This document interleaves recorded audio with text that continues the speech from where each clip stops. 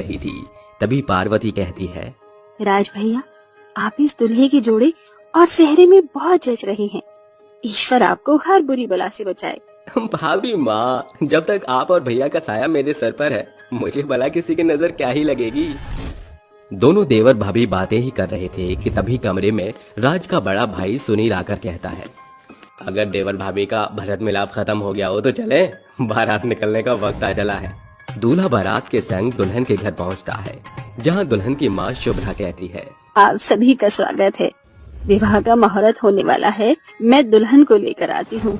दुल्हन की माँ शुभ्रा कमरे में आकर अपनी बेटी को भड़काते हुए कहती है, मौली, अपनी माँ की बात ध्यान से सुन।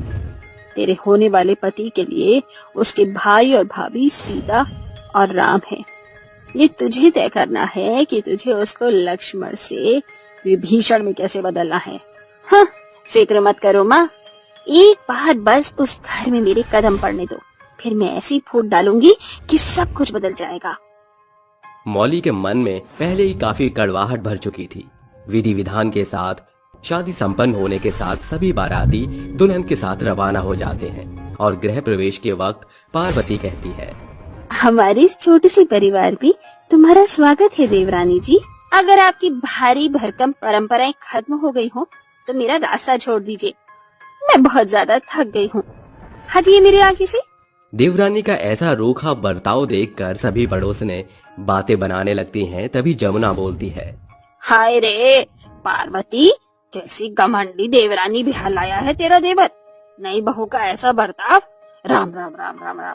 ऐसी कोई बात नहीं है, वो शादी ब्याह में दुल्हन थक जाती है ना, तो मन चिड़चिड़ा सा हो जाता है।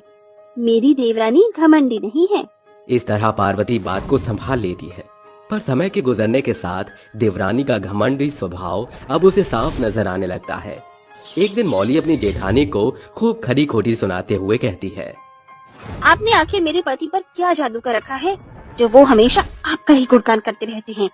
खुद का बच्चा तो हुआ नहीं और हर रोज आपकी बांझ शक्ल देखकर मेरी भी गोद हरी नहीं हो पा रही। तुम्हारी जुर्रत कैसे हुई मेरी पत्नी से ऐसे कड़वे लहजे में बात करने की। पार्वती आज तक इसलिए माँ नहीं बनी ताकि तुम्हारे पति के परवरिश में कोई कमी कसर न रह जाए। वाह भैया, अच्छा हुआ कि आज ये बात मैंने अपने कानों से सुन ली।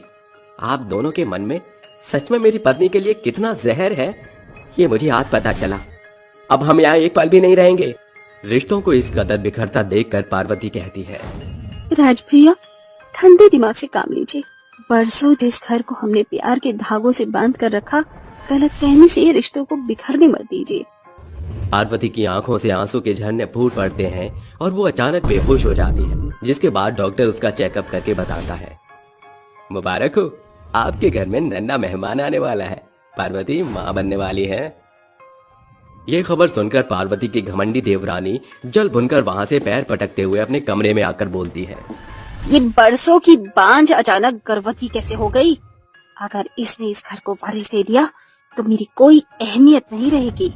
वो ये कह ही रही थी कि तभी उसे उल्टी आती है और वो प्रेगनेंसी टेस्ट कराती है, जिसमें उसे सकारात्मक परिणाम मिलता है, जिसे देखकर वो कहती है, ये मिली ना कोई अच्छी खबर, मैं भी माँ बनने वाली हूँ।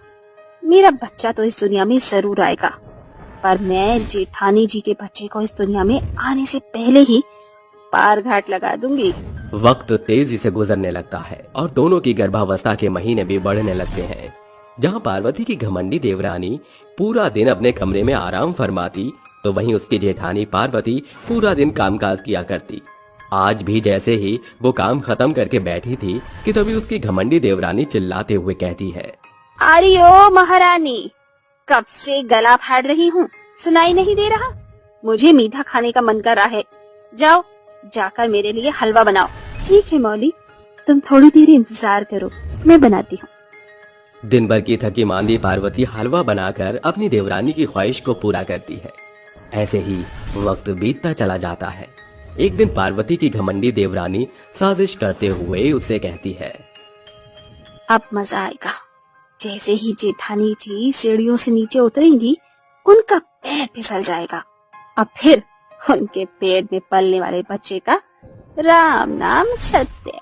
घमंडी मौली ऐसा करके अपनी माँ को फोन पर ये बताते हुए बोलती है, अब जैसे ही वो सीढ़ियों पर कदम रखेगी, तो फिर अलग ही नजारा होगा। शाबाश बिटिया, आज तो तेरे रास्ते का कांटा साफ हो जाएगा।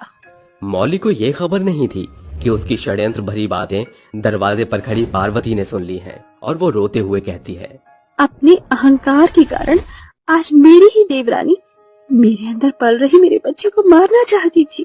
वक्त लगातार ऐसे ही गुजरता जाता है और घमंडी मौली अपनी जेठानी के पेट में पल रहे बच्चे को खत्म करने के लिए एक के बाद एक साजिश रचती रहती है। आज भी वो कहती है, अब इन छोटे मोटे पैतरे आजमाने से कुछ नहीं होने वाला। आज मैं कच्चे पपीते से बना जूस धोखे से जेठानी जी को पिला दूंगी, फिर उनका बच्चा खत्म हो जाएगा। उसे खबर चढ़ते हुए कहता है, अच्छा हुआ कि आज तुम्हारे चेहरे का नकाब उतरते मैंने खुद देख लिया। धोखेबाज छली औरत, अब समझ आया कि मेरी भाभी माँ गलत नहीं थी, बल्कि तू ही हमारे बीच मंथरा की तरह फूट डलवा रही थी। प्रेग्नेंट तुम अकेले नहीं थी, भाभी भी थी, पर दिन भर वो तुम्हारी खातिर करने से पीछे नहीं हटती थी। और आज तुम्हें उन्हीं की खुशियां उजाड़ना चाहती हो। राज, मुझे माफ कर दो, मुझसे गलती हो गई, प्लीज। अब मैं तुम्हें एक पल भी अपने घर में नहीं रहने दूंगा। जब से तुमने हमारे स्वर्ग जैसे घर में कदम रखा है, सब कुछ नरक हो गया है। निकल जाओ यहाँ से। राज, मैं माँ बनने वाली हूँ, तुम मेरे पति हो और ये मेरा घर परिवार है। मैं यहाँ से कहाँ जाऊंगी? अगर अपना परिवार समझती हो तो ऐसा घिनौना खेल नहीं खेलती। दोनों में और उसके भाई भाभी कमरे में आते हैं और पार्वती कहती है, भैया क्या हुआ, आप मौली को क्यों डांट रहे थे? भाभी, ये इस मंदिर जैसे घर में रहने के लायक नहीं है। आपको पता है, इसने आपके बच्चे को मारने की कई कोशिशें की है और भगवान का शुक्र है कि वो सभी नाकाम हो गई। भैया, मैं सब कुछ जानती हूँ, पर मैं मौली को अपनी देवरानी नहीं, छोटी बहन मानती हूँ। इसीलिए मैं उन सभी बातों को भुला चुकी हूँ। अब आप ही इसे माफ कर दीजिए। पार्वती के कहने पर उसका देवर राज उसको घर में रहने देता है और समय गुजरने के साथ दोनों को एक साथ प्रसव पीड़ा होती है। दोनों भाई उन्हें अस्पताल ले जाते हैं, जहां डॉक्टर कहते हैं, मुबारक हो, आपकी पत्नी को प्यारा सा बेटा हुआ है। पर एक दुखद समाचार है, मौली का बच्चा मरा हुआ पैदा हुआ है और अब वो फिर कभी मां नहीं बन सकेगी। ऐसा सुनकर सभी मौली के पास आते हैं, जहां राज बोलता है, देख लिया मौली, तुम्हारे बुरे कर्मों की सजा है कि तुमने अपना बच्चा खो दिया। मौली, ये लो, मैं अपने मुन्ना को तुम्हारी झोली में डालती हूँ। पर दीदी, ये तो आपका बच्चा है, मैं इसे आपसे कैसे छीन सकती हूँ, क्योंकि मैं खुद इसे तुम्हें सौंप रही हूँ। आखिर रहेगा तो ये एक ही घर में। दीदी, मुझे माफ कर दो, मैंने आपके साथ कितना बुरा बर्ताव किया, फिर भी आपने इतना बड़ा बलिदान दिया। मैं आपके प्यार के काबिल नहीं, फिर भी आपने मुझे